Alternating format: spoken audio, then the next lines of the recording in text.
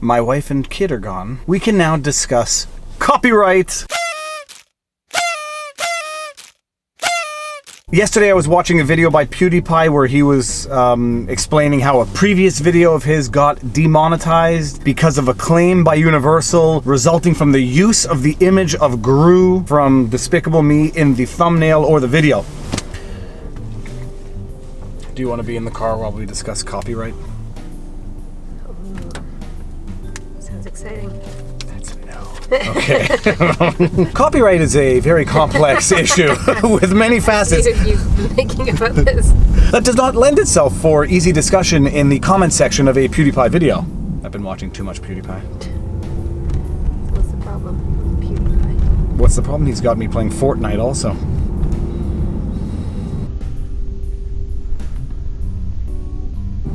long as you don't start filming yourself. I'm actually... I've downloaded an app where I can... Oh, camera's going down! Booyah! Sure you don't want to stick around for the conversation on copyright? I'll watch the video later. High five. Okay, Bye. see ya.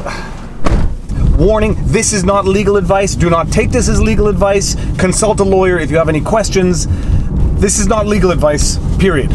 On YouTube, there are two types of demonetizations that a content creator can experience. One is demonetization because the content of the video is unsuitable for advertisers. Very discretionary, totally random. So you can have demonetization because the content of the video is deemed unsuitable for advertisers, in which case, in theory, there should be no advertising on the video. Oh, come on.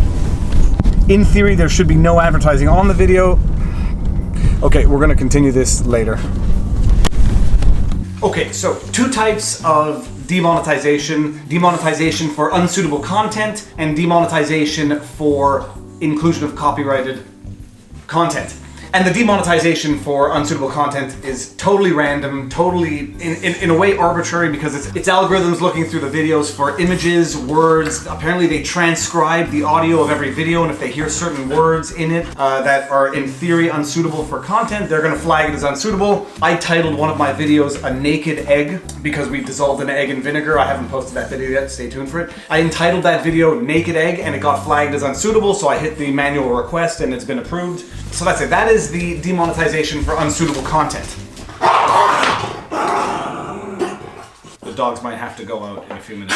The second one, which is the object of this video, is demonetization for copyright infringement or copyrighted content. Do you want to go for a walk? I should go for a walk. Thank you. You want to go for a walk? Okay, let's carry on. Punch, come here. Punch, let's go, walk. Come on. Demonetization for copyright claim. On YouTube, if you post a video that contains someone else's copyrighted material, they have a number of recourses, one of which is forcing you to take down the video. They can make a copyright claim strike against your channel, and if you get 3 copyright claim strikes, YouTube can cancel your channel. Or they can claim monetization of the video, or they can deny you the ability to monetize the video. In PewdiePie's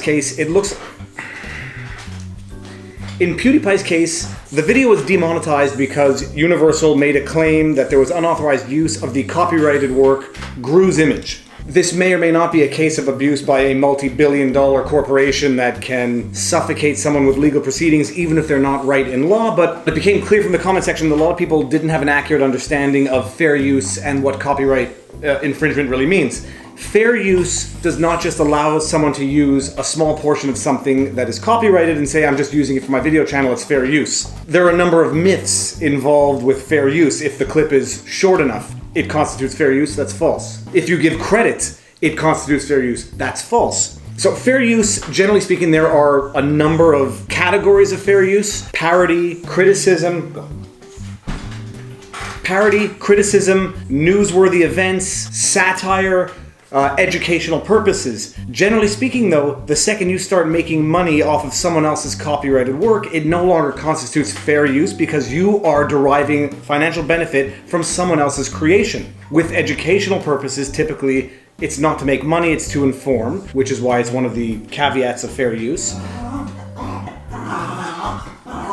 With parody, the criteria is that there has to be some form of transformation of the copyrighted content. Dogs, I'm trying to do something. There is what we call the transformative aspect of parody or satire, where you're taking the original copyrighted stuff and changing it so that it's no longer the original material, it is something sufficiently new. So the things to consider in qualifying something as fair use, one of which is there a commercial value to the infringement? Is the person using the copyrighted material deriving a financial benefit from using it? This is not determinate, but it is certainly extremely relevant. I'm not going to get into all the conditions, but another thing to consider is the amount of the copyrighted work used in the other material. The longer the clip, the longer the portion of the song, the more of the images that are used, the more likely it is to constitute not fair use. Generally speaking, if you're monetizing a video that contains someone else's copyrighted material, it's not fair use. They can claim the monetization from that video and they can get paid. The exception to monetizing it is you can monetize a parody. There was a case where Two Live Crew did a parody on Pretty Woman. They got sued and they were able to monetize the product of that because the transformed nature of what they produced was sufficiently different from the original, and it was parody, satirical, etc., that it was a new work, and they were able to monetize their parodying of the original copyrighted material. But generally speaking, if you go on YouTube and you just pull a bunch of clips from people's channels and put it together in a montage and try to monetize that, you are going to get in trouble, and rightly so. You are trying to make money off someone else's creation. And as far as PewDiePie goes, he wasn't prevented from using the video, he was just prevented from monetizing the video. Now, side note tidbit, I had a video taken down on my channel. It was taken down by a claim made by the IOC, the International Olympic Committee, because I was recording my television screen while commenting on how empty the stadium looked at the opening ceremonies. That video was taken down. I didn't get a copyright strike. I don't know if they said it was blocked in all countries, take it down. Whatever. Either way, they said it's blocked in all countries because you don't have permission to film or rebroadcast any portion of the Olympics. I'm not fighting, I'm not arguing, even though I think I'm right. It doesn't matter. I don't have the time. It really, wasn't that good of a video anyhow. So where were we? Oh, PewDiePie. PewDiePie reproduced Gru's image. It is a universal creation. They own Gru's image, which brings me to another thing. The nature of the copyrighted work. Fictitious, wholly created characters generally get more protection. So Gru, for example, is a totally made up, fictionalized character created by Universal or whoever did it. They own the copyright. You can't reproduce its image without their written, expressed, authorized consent, etc., which he did.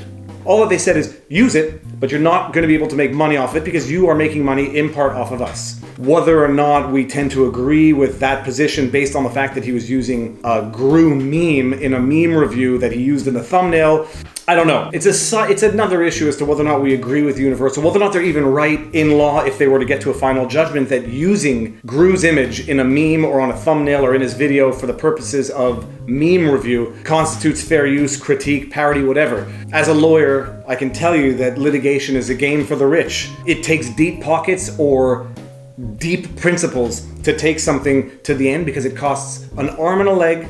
Even if you represent yourself, there are court costs. Litigation is a game for the rich and powerful, period. Not that PewDiePie is not rich and powerful, but when Universal says take it down, you could be in years of litigation as to whether or not PewDiePie is creating something which is a sufficiently transformative parody of the original. I don't think it was a transformative parody. It was a review, a critique, maybe. Anyhow, this is the frustration of law. It's the frustration of YouTube. These are things to know about copyright and how they apply to YouTube. And now you know. And knowing is half the battle.